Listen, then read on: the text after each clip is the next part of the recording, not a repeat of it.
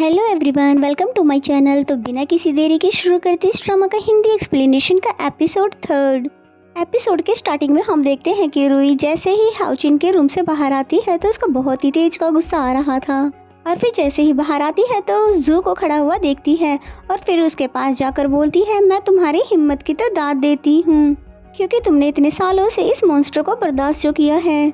और मुझे तो समझ नहीं आता है कि जो इंसान इतना ज़्यादा ट्रस्टवर्थी है और दूसरों का हमेशा फ़ायदा उठाने की ही सोचता है, तो भला ये यहाँ का लीडर कैसे बन गया। तो ये बातें सुनकर तो जू हंसते हुए उसको बोलता है कि तुम एक लौती लड़की हो जिसने हाउचुन को मॉन्स्टर कहने की हिम्मत की है।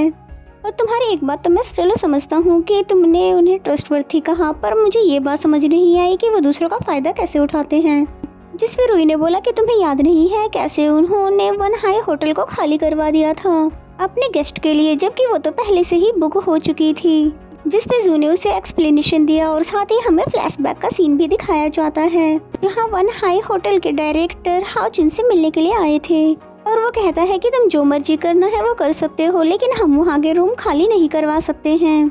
जिस पे तो हाउचुन उसे इस बात के लिए मजबूर नहीं करते हैं और फिर थोड़ी ही देर में मिस्टर फैंग भी वहाँ पर आ जाते हैं, जो कि एक और बहुत ही बड़े होटल के मालिक थे। और वन हाई होटल के डायरेक्टर तो उनसे काफी टाइम पहले से ही मिलना चाहते थे और उनको यहाँ पर देखकर बहुत ही ज्यादा खुश भी हो जाते हैं। और जिसके बाद तो उन्होंने खुद से ही रूम को खाली करवा दिया था। जिस पे रुई ने बोला, ये भी तो एक तरह की चालाकी ही हुई ना, और इस तरह की चालाकियां तो सिर्फ हाउचिन जैसे ही लोग कर सकते हैं। और फिर कहती है कि इस बात के लिए तो मैं उसे अप्रिशिएट करूंगी क्योंकि उसने इस काम करने के लिए गलत तरीके को नहीं अपनाया। और पीछे ही खड़ा हाउचिन बोलता है कि तुम्हारी कॉम्प्लीमेंट के लिए तो बहुत ही ज्यादा शुक्रिया। और ये बात सुनकर तो रुई बहुत ज्यादा एम्बेरेसिंग हो जाती है और जू फौरन से जाकर ड्राइविंग सीट पर बैठ जाता है। इसका मतलब तो ये हुआ कि अब रुई को ही उनका सामना करना पड़ेगा। और अच्छी बात तो ये थी कि वो रुई को घूरने के सिवाय और भी कुछ कहता नहीं है, जबकि रुई भी एम्बेरसमेंट के मारे उससे नजरें नहीं मिला पा रही थी। और फिर रुई ने उनके लिए डोर ओपन किया और उनके जाने के बाद शुक्रिया अदा करती है कि अच्छा हुआ सिर से बला तो टल गई। नेक्स्ट सीन में जू और हाउचिन को दिखाया जाता है जहाँ पर जू कह रहा था कि उसने तो आपके बारे में इतना कुछ कह दिया, जरूर वो आपके लिए कुछ बड़ा प्रिपेयर कर रही होगी और मुझे लगता है कि आपको उस मैगजीन के बारे में एक्सप्लेनेशन दे देनी चाहिए और ना ही आपको इस तरह से उसको अपने अराउंड रखना चाहिए। जिस पे हाउचिन ने कहा कि वो बहुत ही ज्यादा जिद्दी है और वो जब से लेकर अभी तक चेंज ही नहीं हुई है। अगर मेरा एक्सप्लेनेशन देने से ही उसको ये बात समझ आ जाती तो शायद उनका मैगजीन कभी भी बंद नहीं होता। इसलिए मैं चाहता हूँ कि वो इस क्लब में रहकर खुद ही सच्चाई का पता लगाए। एंड देन नेक्स्ट सीन में हमें रुई को दिखाते हैं जो कि लटके हुए मुंह के साथ अपना सामान पैक कर रही होती है कि तभी जू उसके पास आते हुए पूछता है कि तुम अपने ऑफिस के फर्स्ट डे पर सामान क्यों पैक कर रही हो। जिस पे रुई ने कहा कि मिस्टर हाउचिन ने तो खुद ही कहा था कि मैं अपने टास्क में फेल हो चुकी हूँ, इसलिए मुझे लगा कि उन्होंने मुझे जॉब से निकाल दिया है। जिस पे वो बोला कि मुझे तो कल ही बॉस ने बताया था कि तुम्हारे इंटर्नशिप का कल लास्ट डेट था और आज तुम्हारी जॉब का फर्स्ट डे है। ये बात सुनकर तो रुई बहुत ज्यादा खुश हो जाती है कि बॉस अचानक से उस पर इतने ज्यादा मेहरबान कैसे हो गए। और फिर भागते भागते जाकर हाउचिन के सामने खड़ी हो जाती है और हाउचिन को तो उसकी ऊट पटांग हरकतें समझ ही नहीं आ रही थी। जिसपे वो बोलती है कि कुछ भी नहीं, मैं तो बस आपके लिए डोर ओपन करना चाह रही थी। अब हाउचिन को भी कैसे सुकून आने वाला था बिना उसको सताए हुए, इसलिए उसे कहता है कि रूम नंबर 1 में जाकर वाइन की बॉक्स को पहुंचा कर आओ। जिसपे रुई तो बहुत ही हैरानी से पूछती है क्या मैं, जिसपे उसने बोला कि हाँ यहाँ पर कोई और भी तुम्हें कोई दिख रहा है जिसे मैं कह सकूं। और बेचारी रुई तो मना भी नहीं कर पा रही थी क्योंकि आज ही तो उसका पहला ही दिन है ऑफिस का। देन नेक्स्ट सीन में दिखाते हैं कि वो भारी सा वाइन का बॉक्स लेकर जा रही होती है और खुद से ही कह रही होती है कि इस बार तो मैं खुद भी अपनी हेल्प नहीं कर पा रही हूँ। देन नेक्स्ट सीन में हमें हाउचुन को दिखाते हैं जो कि जू से कह रहा था कि तुम्हें क्या जरूरत थी उस वाइन की बोतल को पहुँचाने की, क्योंकि ये काम तो मैंने रुई को करने के लिए बोला था। जिसपे जू ने बोला कि मैंने तो बस उसको भारी बॉक्स उठाते हुए देखा, इसलिए मैंने तो बस उसकी मदद करनी चाहिए और वैसे भी इस तरह के स्टफ के लिए हमारे पास तो स्कूटर अवेलेबल है ना, तो इस बारे में क्या आपने रुई को नहीं बताया था। जिसपे हाउचुन ने बोला अच्छा, मैं तो उसको इस बारे में बताना ही भूल गया था। फिर जू तो उसको बहुत ही अजीब नजरों से देखते हुए बोलता है कि बॉस कहीं आपको रुई ने इफेक्ट तो नहीं किया है क्योंकि आप जो इस तरह से उससे बदला ले रहे हो। लेकिन फिर हाउचिन का चेहरा देखकर उसको लगता है कि शायद मैंने कुछ ज्यादा ही बोल दिया है और फिर फौरन से ही सॉरी करके वहाँ से वापस चला जाता है। देन फ्लैशबैक से हमें दिखाया जाता है कि जिस दिन रुई लिन से मिली थी उसी दिन हाउचिन को लिन की कॉल आई थी जो कि कहती है कि तुम्हारी गर्लफ्रेंड थी, फिर भी तुमने इस बारे में मुझे बताया नहीं और आज तुम्हारी गर्लफ्रेंड ने जिस तरह से मुझसे बात की मैं बहुत ही ज्यादा एम्बेरस हुई। और और ये सुनकर हाउचुन पहले तो बहुत ही ज्यादा हैरान हो जाता है, फिर लेकिन उसे बाद में ये बात समझ आ जाती है। फिर कहता है कि मैं उसकी तरफ से तुमसे माफी मांगता हूँ। लेकिन उसको इस बात पे कुछ ज्यादा गुस्सा नहीं आता है कि रुई ने उसको उसका सीक्रेट बॉयफ्रेंड बना दिया है, और इसका मतलब ये है कि वो इसीलिए रुई को परेशान कर रहा था। एंड देन रुई को दिखाते हैं जो कि भारी सा बॉक्स लेकर फाइनली यहाँ तक पहुँच जाती है, और फिर अंदर जाने से पहले वो अपना रिकॉर्डिंग पेन बाहर निकाल लेती है ताकि यहाँ पर वो कोई ना कोई सबूत ढूंढ सके।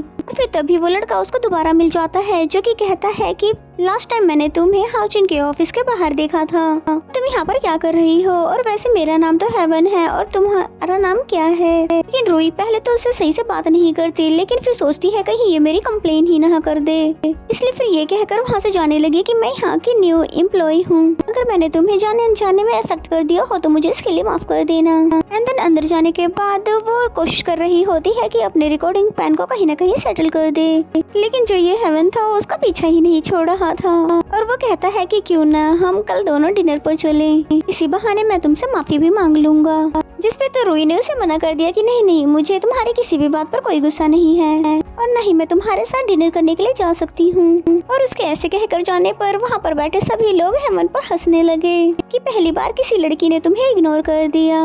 एंड देन नेक्स्ट सीन में हमें रुई को दिखाते हैं जो कि वहाँ से वापस आ गई थी और बहुत ही ज्यादा थकी हुई महसूस कर रही थी, और तोरुस से कोई भी काम नहीं हो पा रहा था, और लगता है कि हाउचिन का बदला तो अभी भी पूरा नहीं हुआ है। और फिर रुई के पास आकर पूछने लगा कि तुम्हें वहाँ पर कौन कौन सा क्लब का मेंबर नजर आया, जिस पे रुई ने उसे एक दो के नाम तो बता दिए, और फिर कहने लगे कि मगर मुझे सिर्फ नाम से ही कैसे याद रह सकते हैं कि जब तक मैंने उनके चेहरे ही ना देखे हो। और फिर हाउचिन तो उसकी कोई भी बात सुने बिना ही उसे यहाँ पर ओवर टाइम करने के लिए रोक देता है, और ये बात सुनकर रुई को बहुत ही ज्यादा गुस्सा आ जाता है, लेकिन बेचारी रुई भला अब कर भी क्या सकती है, इसलिए वो अपने गुस्से पे कंट्रोल करने लगती है। और फिर उसके जाने के बाद सोचने लग जाती है कि अगर मेरे बस में होता तो मैं जरूर तुम्हारा गला ही दबा देती। और फिर तभी उसकी नजर पड़ती है हाउचिन के ऑफिस पर, यानी कि यहाँ पर जब कोई भी नहीं है तो इसका मतलब मैं आसानी से कोई भी सबूत निकाल सकती हूँ। और जिसके बाद वो उसके ऑफिस में जाती है और बहुत ही ज्यादा खुश भी हो रही थी कि मैं आज हाउचिन के खिलाफ जरूर कोई न कोई सबूत ढूंढ लूंगी और खुद से किया हुआ वादा भी पूरा कर लूंगी। फिर बेफिक्र होकर इस प्रोसेस में लग जाती है, लेकिन तभी उसने नोटिस किया कि कोई पीछे खड़ा होकर उसे देख रहा है, और जो कि कोई और नहीं बल्कि हाउचिन ही था। इससे पहले कि रुई यहाँ से भाग पाती,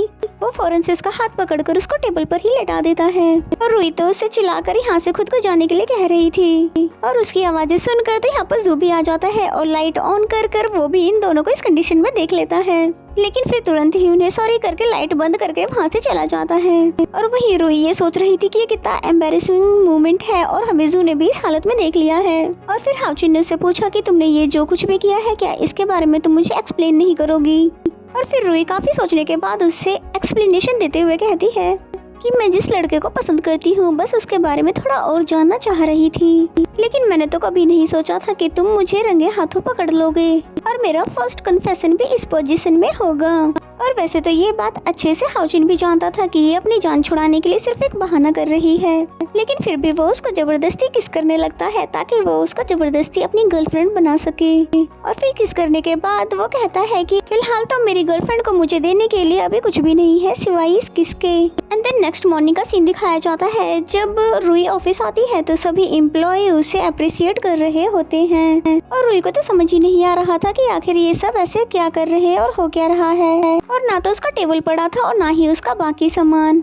और फिर तभी जू उसके पास आता है कि तुम परेशान ना हो और मैं तुम्हें तुम्हारा नया ऑफिस दिखा देता हूँ। एंड देन नेक्स्ट सीन में हम देखते हैं कि रुई का टेबल हाउचिन के ऑफिस में ही लगवा दिया गया था, जिसपे बेचारी रुई तो बहुत ज्यादा एम्बैरेसिंग हो रही थी, लेकिन हाउचिन तो मजे से कहता है कि अब तुम यहाँ पर बैठकर सारा दिन मुझे देख सकती हो, जिसपे तो रुई बहुत ही धीमी आवाज में बोलती है कि इस तरह तो बहुत सारे लोग होंगे जो तुम्हें लाइक करते होंगे, तो क्या तुम सभी का टेबल अपनी ऑफिस में लगवा लोगे। और ये बात हाउचिन ने सुन लिया था। वो उसके पास आते हुए बोलता है कि लेकिन उन सब में से कन्फेस करने की हिम्मत सिर्फ तुमने ही की थी, और साथ ही उसका फोन लेकर बाकी सभी लड़कों के नंबर भी डिलीट कर देता है।